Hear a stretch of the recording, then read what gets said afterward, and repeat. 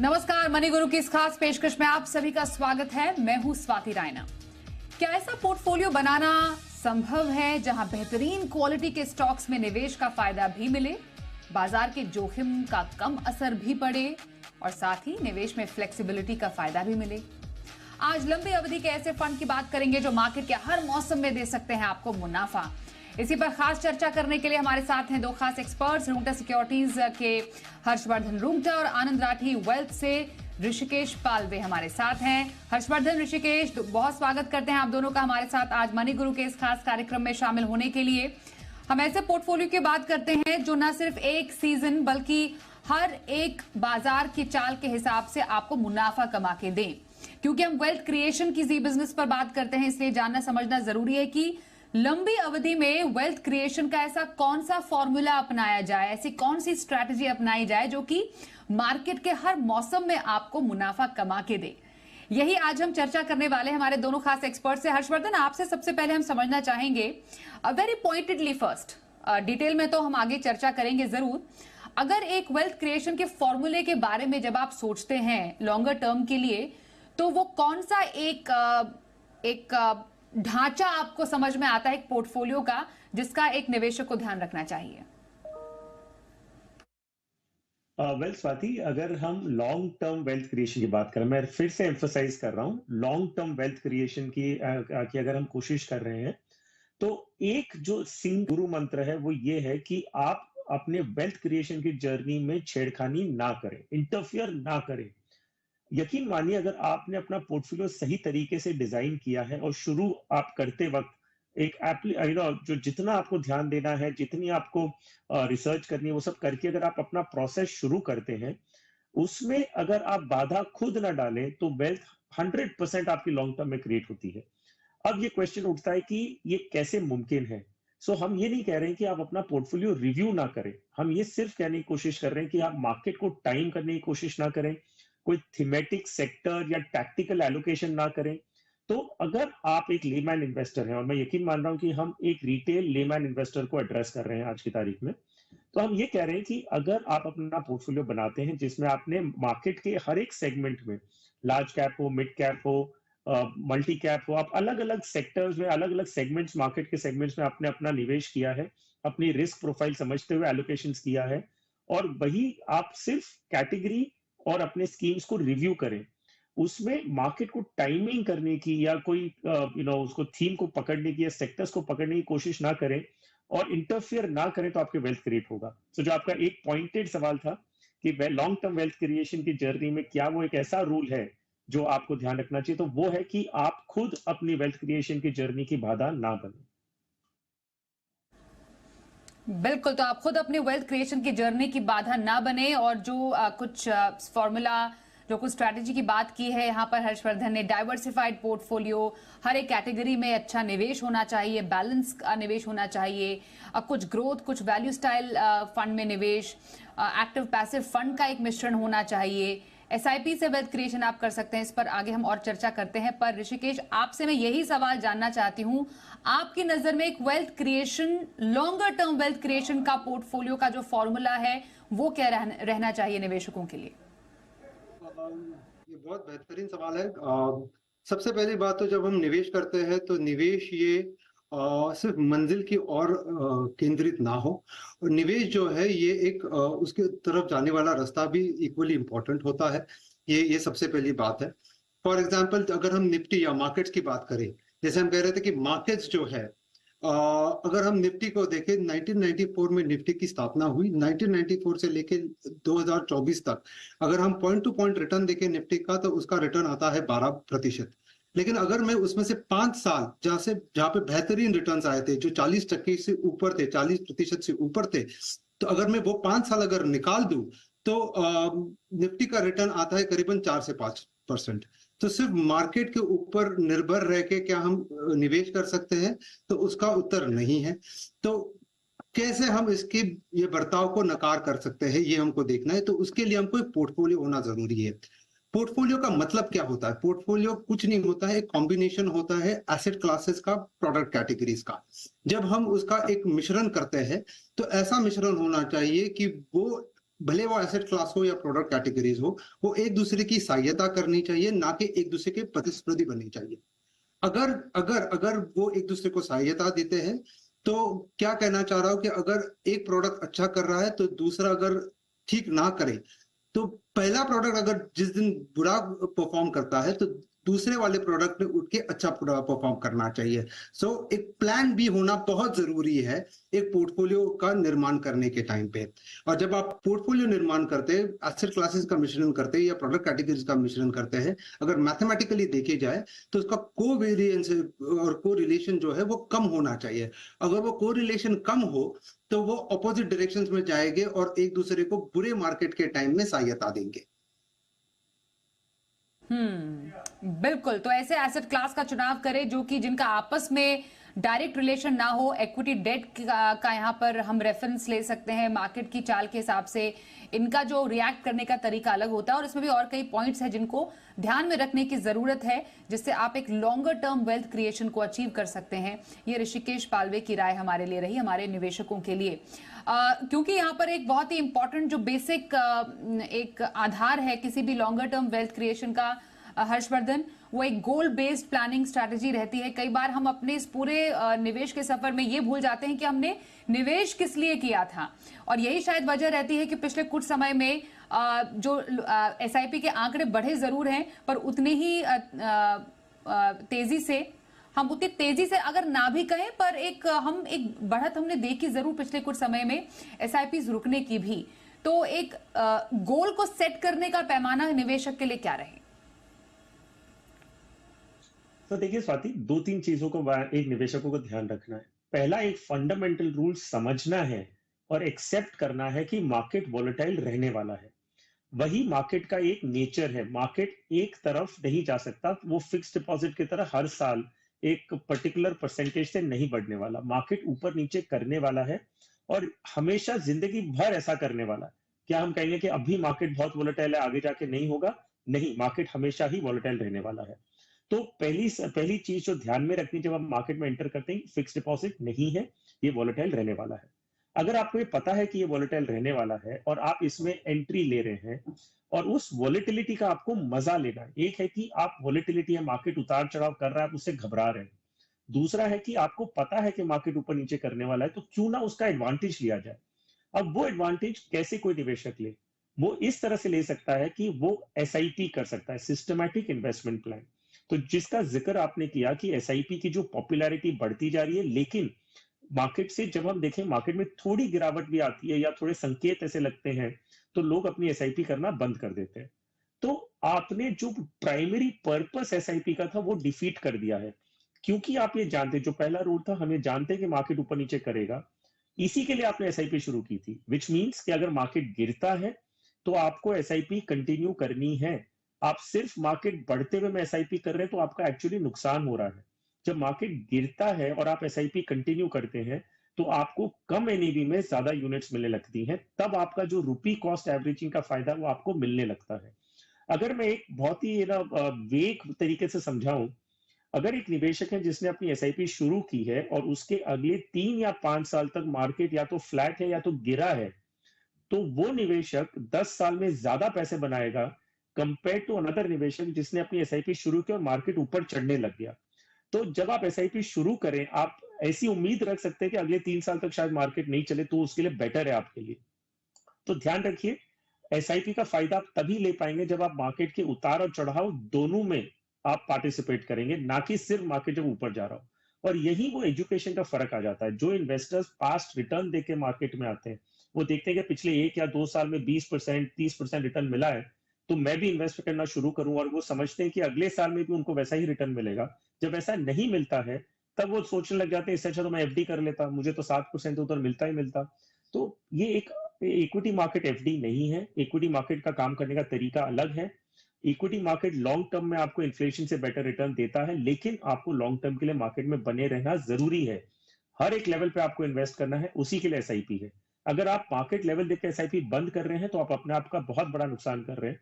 और जो थीम मैंने आपको स्टार्टिंग में बताई थी कि आप खुद अपनी, वर्धन, आपके बात से यही समझ में आ रही है कि निवेश में कैसे एक जो चीज है दूसरी चीज से इंटरकनेक्टेड है।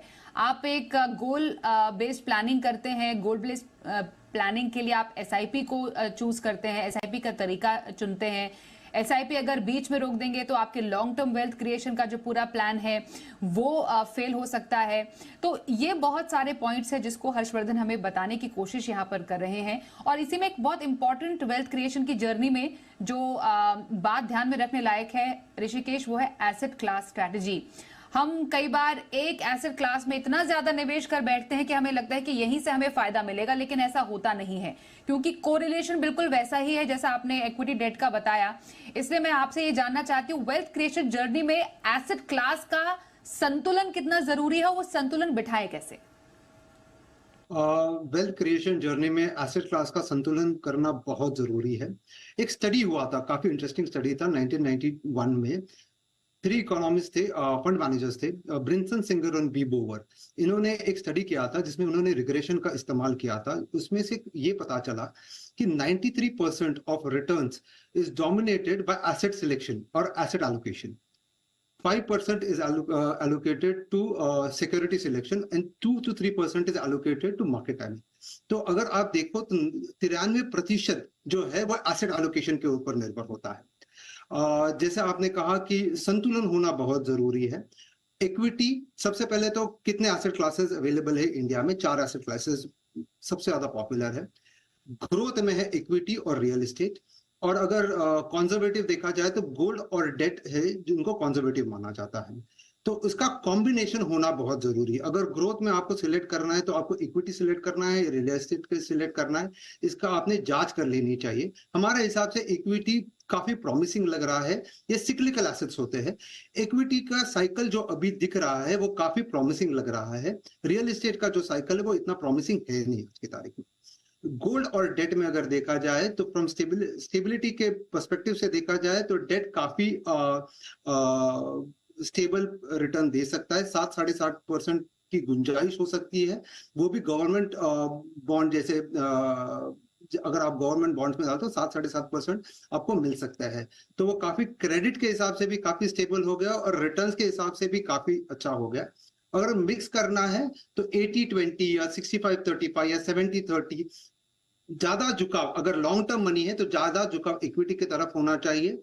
60% प्लस झुकाव इक्विटी की तरफ होना चाहिए। बचा हुआ जो है डेट में होना चाहिए। डेट स्टेबिलिटी लाएगा और इक्विटी जो है वो रिटर्न इंक्रीज करेगा। बिल्कुल। तो हर एक एसेट क्लास का अपना काम है, अपनी जगह है पोर्टफोलियो में, जिसको अपने रिस्क एपेटाइट के हिसाब से आपको चुनना है। और एक जो हम कह सकते हैं एक फॉर्मूला, हर किसी पे वैसे फॉर्मूला फिट नहीं बैठता है, लेकिन एक हम अगर आइडियल एक सिचुएशन की बात करें तो उस रेशो को भी ऋषिकेश ने बताया कि इक्विटी टू डेट का रेशो आपके पोर्टफोलियो में कितना होना चाहिए।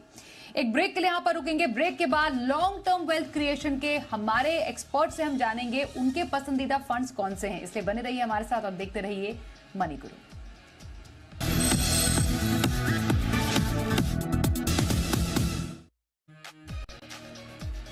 तो लंबी अवधि में वेल्थ क्रिएशन की स्ट्रैटेजी पर आज हम खास चर्चा कर रहे हैं। हर्षवर्धन रूंगटा, ऋषिकेश पालवे हमारे साथ हैं। और हर्षवर्धन, अब आपसे जानेंगे, हमने ये समझा कि एक डाइवर्सिफाइड पोर्टफोलियो होना कितना जरूरी है, गोल बेस्ड प्लानिंग कितनी इंपॉर्टेंट है, एसआईपी एक लॉन्ग टर्म वेल्थ क्रिएशन के लिए क्यों कारगर साबित होती है, एसेट क्लास सिलेक्शन क्यों इंपॉर्टेंट है। उसमें भी अगर हम डीपर लेवल पर जाएं तो कैटेगरी सिलेक्शन भी बहुत इंपॉर्टेंट है। वो इसलिए भी जानना समझना जरूरी हो जाता है कि पिछले कुछ टाइम से जो हमने बाजार में हलचल देखी है वो इसी का नतीजा रही है, क्योंकि निवेशकों ने किसी एक पर्टिकुलर कैटेगरी को दूसरी कैटेगरी से ज्यादा तरजीह दी। अपने पोर्टफोलियो रिस्क एपेटाइट को शायद कई लोगों ने नजरअंदाज भी किया हो। स्मॉल कैप मिड कैप में बेतहाशा निवेश हुआ। अब धीरे धीरे करके वो थोड़ा करेक्शन की तरफ आ रहा है। तो इसलिए कैटेगरी सिलेक्शन के पैमाने कैसे होने चाहिए? जी हाँ स्वाति, आपने एकदम सही कहा, क्योंकि हमने शुरू इसी चीज से किया था कि आप अपना पोर्टफोलियो क्रिएट करते हुए किन बातों का ध्यान रखें। सो एक था ऑफ कोर्स आपको डाइवर्सिफाइड थीम्स रखनी है, आपको लार्ज मिड स्मॉल कैप हर कैटेगरी में इन्वेस्ट करना है और मार्केट के सेगमेंट्स में करना है, आपको एक्टिव और पैसिव की एक कॉम्बिनेशन बनाना है, value and growth style of investing का कॉम्बिनेशन बनाना है, और जो गोल बेस्ड आपके जो गोल को ध्यान में रखते हुए आप अपनी एसआईपी की जर्नी शुरू करते हैं। सो इन्हीं बातों को ध्यान में रखते हुए मैंने एक मॉडल पोर्टफोलियो बनाया है जिनमें growth, value, passive, active, large, mid, सारे सब कुछ आ जाता है जो मैंने अभी बात की थी आपसे। So ABSL Nifty 50 equal weight index fund, Parag Parikh flexi cap, white oak mid cap fund, Motilal Oswal Nifty 50 mid cap 150 index fund, sorry Motilal Oswal फिर से दोहरा रहा हूँ, Motilal Oswal Nifty mid cap 150 index fund और ICICI pru multi cap fund. तो ये एक पोर्टफोलियो है जिसमें आपको value, growth style, large, mid, small सब आ गया आपके पास। आप एसआईपी के जरिए इन्वेस्टमेंट कर सकते हैं और एक डाइवर्सिफाइड स्कीम्स हैं जो मार्केट के सारे सेगमेंट्स में और सारे सेक्टर्स में इन्वेस्ट करती है। मैं हर्षवर्धन आपके फंड सिलेक्शन पर एक राय जानना चाहती हूं। आपने एक इंडेक्स फंड चूज किया, जो आपने एक मॉडल पोर्टफोलियो जिसकी बात कही, एक फ्लेक्सी कैप इसमें है, मिड कैप में ही एक एक्टिव फंड भी, एक पैसिव फंड भी, और एक प्योर मल्टी कैप फंड। इस फंड सिलेक्शन के पीछे आपकी क्या सोच रही है, जिसमें आपने एक एक्टिव, पैसिव और एक ही कैटेगरी का एक्टिव और पैसिव स्ट्रैटेजी को चुना? स्वाति, मिड कैप कैटेगरी की बात करते हैं। सो मिड कैप में 150 कंपनीज आती हैं जो मिड कैप इंडेक्स का हिस्सा बनती हैं। जब आप वो मिड कैप इंडेक्स लेते हैं एज एन इन्वेस्टर, आपके पास वो सारी 150 कंपनियां जो इंडेक्स का जितना इंडेक्स में वेटेज है वही वेटेज आपके पास अपने पोर्टफोलियो में आ जाती है। तो जब मिड कैप इंडेक्स में कोई भी रिटर्न आएगा उसको आप मिस नहीं करेंगे। लेकिन मिड कैप से जो सेगमेंट है उसमें स्टॉक सिलेक्शन बेसिस पे आपको इंडेक्स से बेटर अल्फा जनरेट करने की अपॉर्चुनिटी मिलती है। अब वो होगी नहीं होगी वो तो लॉन्ग टर्म में पता चलेगा, क्योंकि फंड मैनेजर के स्किल्स के ऊपर आता है।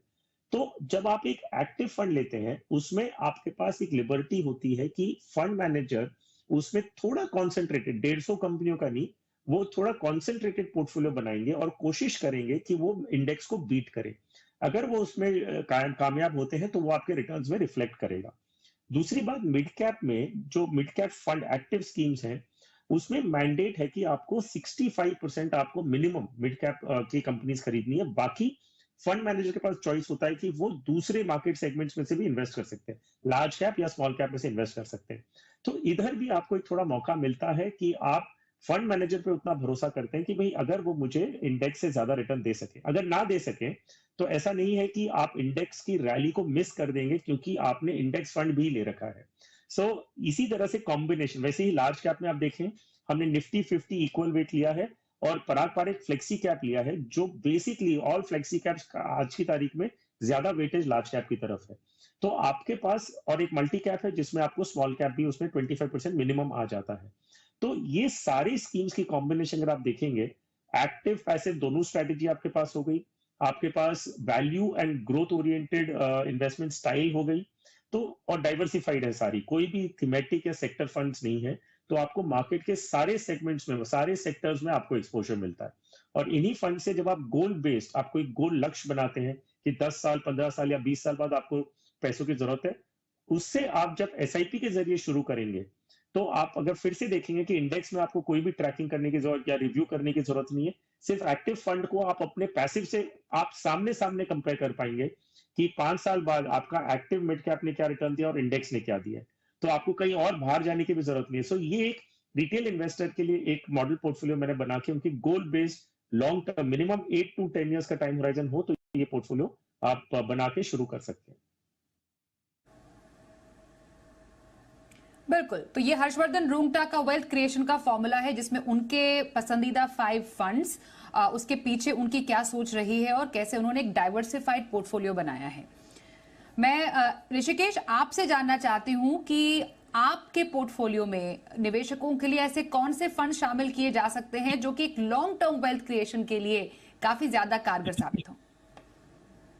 तो स्वाति जी, मैं कहना चाहता हूँ कि जब आप इक्विटी म्यूचुअल फंड्स में निवेश करते हो तो सबसे पहली चीज ये जाननी जरूरी है, जैसे रूंगटा साहब ने सही कहा, कि अल्फा जनरेशन जो है वो आपका ऑब्जेक्टिव होना चाहिए। क्योंकि निफ्टी पे किसी का रोक नहीं है कितना आगे बढ़ेगा कम बढ़ेगा, लेकिन म्यूचुअल फंड सिलेक्शन ऐसा होना चाहिए ताकि आप 2 से 3 तक का अल्फा बना सकते हो। तो 2018 में 15 कैटेगरीज आई थी जो सेबी ने इंट्रोड्यूस की थी।